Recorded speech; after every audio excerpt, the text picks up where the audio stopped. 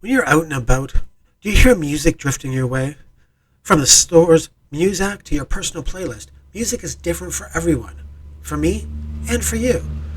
Music reminds us of memories and feelings from our past. Sometimes it reminds us of who we were and who we are today. And sometimes it reminds us of who we're meant to be. I'm a writer, and these are my music memories. Holding Out for a Hero by Bonnie Tyler. This song was big when I was a kid. I seem to remember this song got almost as much radio play as her song Total Eclipse of the Heart. But the only reason that I think that Eclipse was more popular was the simple fact that I vividly remember singing Total Eclipse of the Heart at the top of my lungs while bouncing on my bed. I didn't sing Holding Out for a Hero until many, many years later. For me, though, my music memories of this song don't begin there. They begin much later in my life, over 25 years later. I wandered into the video game Saints Row the Third when it first came out. I probably heard about it from the video game websites that I was paying attention to at the time. You remember the ones, GameSpot, IGN, even Giant Bomb. Actually, when I think about it nowadays, it was probably Giant Bomb's coverage that I found the most compelling. I think it was listed as one of their favorite games of that year.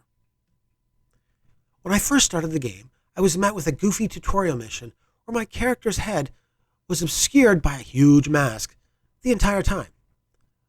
I recall thinking that this is pretty odd. Explosions happened, and apparently my character needed to get plastic surgery. And that's where the character creation section of the game began, and where my ability to play the game was taken away from me. You see, my wife has a serious love of character creation sections in video games. When she plays The Sims, she can burn through many, many hours making her sim look just perfect. So when she took the controller, she started to make my character. Now, when I play video games, I always play the female. I do this to add an air of mystery to my experiences. I'm not a lady, so sometimes it's interesting to experience things from the other side of the coin.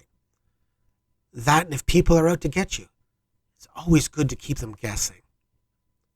After about an hour, I was summoned to see my wife's creation. She had created a tall, muscular Asian woman with a slight Hispanic accent. My wife did a great job, and her boobs were just about the right size. Huge. The game is very much like the Grand Theft Auto games, but Saints has more humor. The game made me feel like the developers and I were sharing a joke. About 30 minutes in, I finally got my hands on a car. Okay, I'll be honest. I stole the car from an old lady that had just parked it. I was driving around when a song came over the radio. It was a Sublime song called What I Am.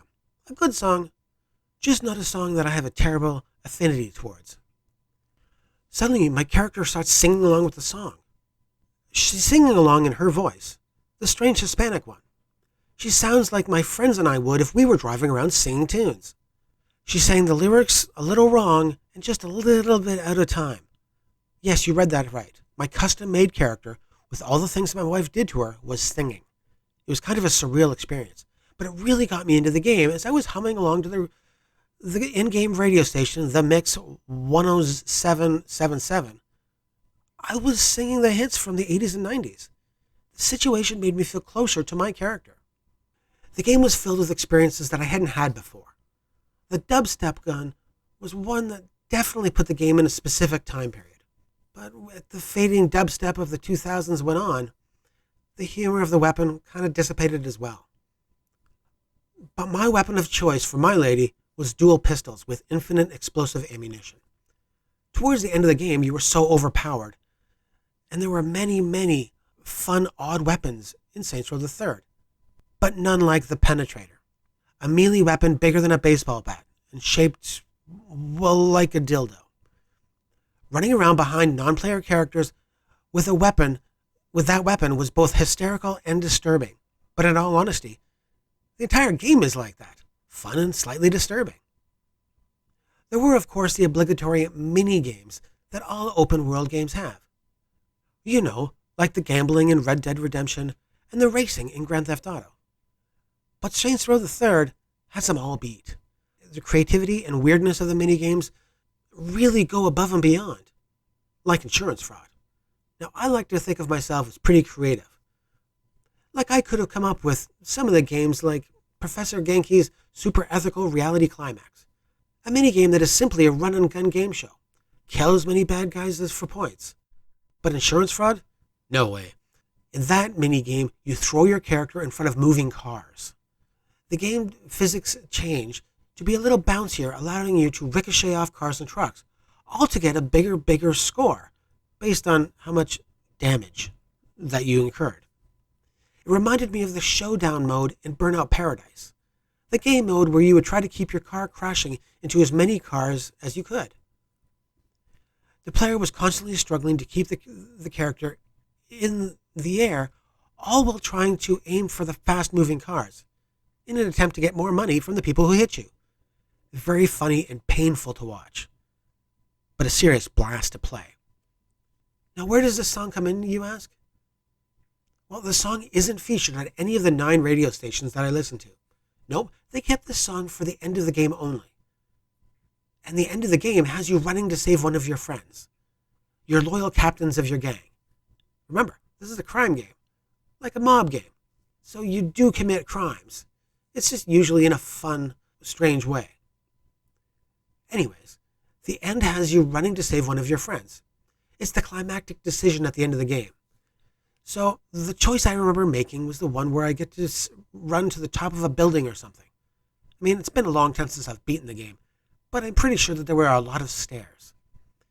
So as I was running up the stairs, Bonnie Tyler's song Holding Out for a Hero started to play.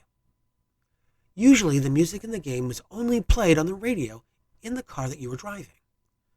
The song helped me feel the urgency of my goal. I wanted to be the hero. I wanted to be the one to get there in time to save my friend.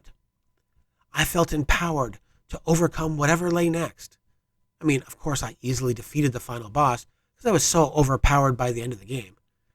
Not because the game forced you to make yourself stronger or anything. I just loved playing and completing all the optional minigames. When I think back to all the games that I have finished, this one stands out as the best use of a song at the end of a morally questionable game. Honestly, nothing even comes close. The ending of the sequel, Saints Row 4, couldn't even match it. You're the Best by Joe Esposito was the ending song, and that just didn't give me the same feeling at all. I remember being disappointed by the end of Saints Row 4 for that exact reason. Now, the developers did at least one very unusual thing when making this game. They put a Good Samaritan in it. What actually happened was that they had a charity action for the Ashley Ames Foundation. That was a charity set up to help Ashley and other victims of a very bad house fire. Originally, the auction was just for a voice acting role. A podcaster and the owner of CheapAssGamer.com, David Abrams, who goes by CheapED, won the event with a winning bid of about $1,700 US. The developer Volition was so pleased that they actually modeled his body and put him into the game as free DLC. So now he shows up as one of your summable homies. He will fight with you or just drive you from location to location. When CheapED does drive you around, sometimes he will have a conversation with you about his fellow podcaster Wombat, usually poking a little fun at him. It's a surprising addition to an already peculiar game. And I wasn't the only one who really loved this game. It ended up selling 5.5 million copies in the 4 years after release. It was universally well received in the online video game scene, averaging about an 8 out of 10. The developers were so confident in the game's future that they announced its sequel, before Saints Row the Third even came out. They knew then that they had something special. The lasting popularity of Saints Row the Third led it to be put onto Microsoft's backwards compatibility list, meaning you could take the Xbox 360 disc and put it into your Xbox One and have a great time running around Steelport. Years later, the developers remastered it for the Xbox One and PlayStation 4. I was happy with the 360 disc in my Xbox One, where I beat the game, yet again, so I didn't actually purchase the remastered version. I found out while reading this story that the song Holding Out for a Hero was actually released as part of the Footloose soundtrack. No, not that horrible remake they did in 2011. I'm talking about the Kevin Bacon classic from 1984. That soundtrack was huge. I'm not sure how I didn't know that Bonnie Tyler's hit song was from there. Maybe it's because I've actually not seen the film. I mean, the soundtrack bombarded the radio when I was a kid, but I just never got around to seeing the movie. Saints Row the Third is a fun, strange game. Funny with random acts of violence thrown in. But the addition of this song made the ending last forever in my game and musical memories. If you've not played it, I urge you to go out and play this masterpiece. You won't regret it. Thanks for listening to another story that fell out of my head. I think music and games is very, very important. It helps my brain stay interested in the game. If you have a favorite video game soundtrack, please let me know in the comments below. And always, please like, comment, and subscribe.